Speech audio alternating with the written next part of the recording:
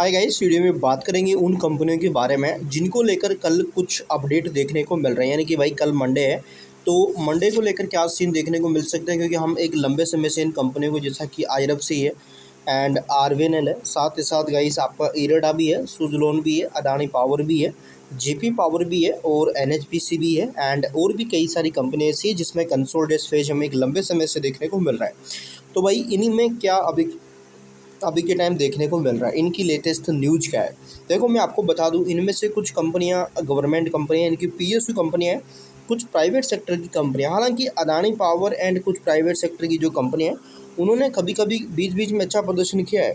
But अगर मैं government की बात करूँ, गवर्नमेंट कंपनियों की, जैसा कि आरवीएनएल है, आईआरएफसी, आईआरएफएल है, इरकॉन है एंड और भी कई सारी कंपनियां, एनएचपीसी वगैरह, इनका फॉर्म देखोगे पिछले लगभग 2 साल से कई समय सिमिलर दिखा है। यानी कि कुछ भी हमें ज़्यादा ऊपर नीचे देखने को मिला नहीं है, टोटली नीचे ही दिखा होगा, ऊपर कुछ यहाँ पे देखने को नहीं मिला है।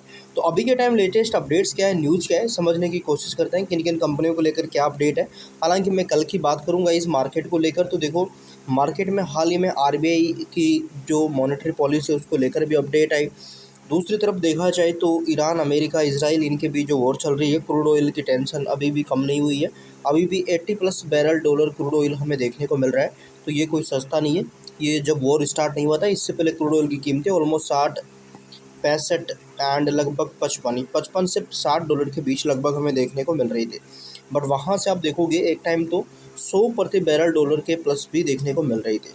तो ये हमारे इंडिया के लिए खासकर नेगेटिव हो सकता है, क्योंकि इंडिया अपना 80% जो क्रूड है वो बाहर से मंगवाता है, इंपोर्ट करता है। तो क्या होगा, हमारा जो रुपया है ज़्यादा बाहर जाएगा, डॉलर ज़्यादा बाहर जाएगा, क्योंकि हमें क्या क्या करना पड़ता है, जो हम यहाँ पे क्रूड ऑयल खरीदते हैं गाइस वो डॉलर में खरीदते हैं, डॉलर में एक्सचेंज होता है।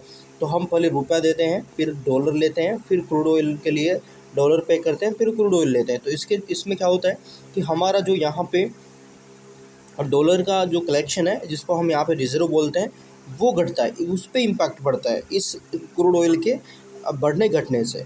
तो महंगाई पर भी असर पड़ता है, क्योंकि हमारी जो परचेजिंग पावर है वो घट जाती है। तो इसके चलते कहीं ना कहीं हमारे बाज़ार पर भी इम्पैक्ट देखने को मिल सकता है।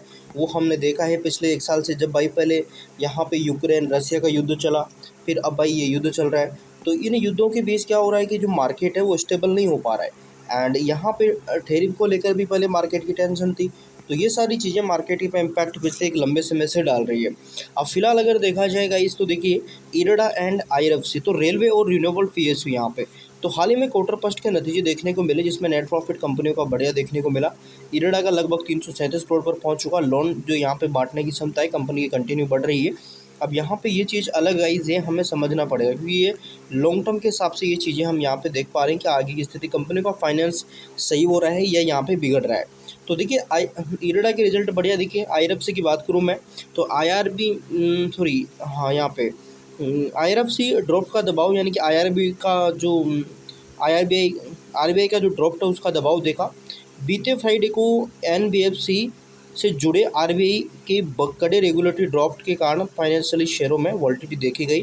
हालांकि विदेशी संस्थागत निवेशकों ने लगातार खरीदारी और 5 लाख करोड़ का पीएसयू एवीएम का लक्ष्य से यहाँ पे हमें सोमवार को उसमें रिकवरी की उम्मीद हो सकती है मार्केट की।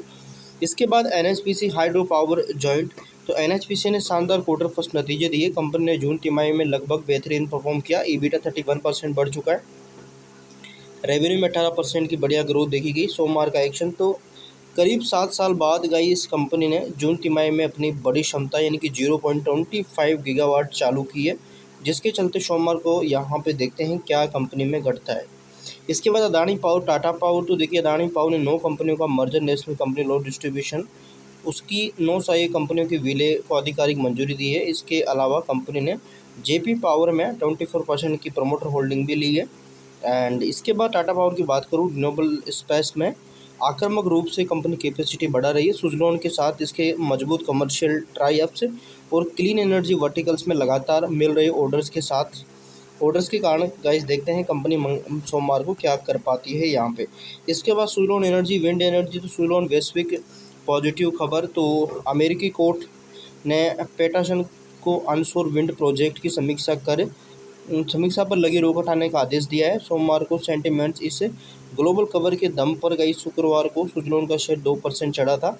वैश्विक स्तर पर विंड एनर्जी प्रोजेक्ट की दोबारा बहाली ने सोमवार को स्विट्जरलैंड पॉजिटिव सेंटिमेंट बने रहने की उम्मीद मार्केट की रह सकती है। सोमवार के लिए मार्केट सेंटिमेंट्स क्या रह सकते हैं, तो ग्लोबली प्रेशर, मिडिल ईस्ट में तनाव, कच्चे तेल की कीमतें जैसा कि मैंने बताया आपको, इनमें उतार चढ़ाव, इसके कारण क्या रह सकता है, ऊपरी स्तरों पर बाजार में थोड़ी बहुत सतर्कता देखी जा सकती है। निफ्टी के लिए 25,400 का स्तर एक अहम जो सपोर्ट है, वो अहम जो लेवल है वो बताया गया है। तो इस तरीके से है गाइस मार्केट है, मार्केट को समझना जरूरी है, किस तरीके से क्या चल रहा है, क्या अपडेट्स आ रही है, क्या न्यूज़ है। तो ये है, एंड मैं आपको अपडेट्स देता रहता हूँ, तो आप अपने चैनल को सब्सक्राइब कर सकते हैं, बेल आइकन को प्रेस कर सकते हैं, ताकि आगे अपडेट्स आपको मिलते रहे। बाकी हमारी तरफ से कोई सेल बाई प्रॉफिट लॉस का कोई दावा नहीं, सो प्लीज़ आप अपनी रिसर्च जरूर करें। So thank you for watching guys.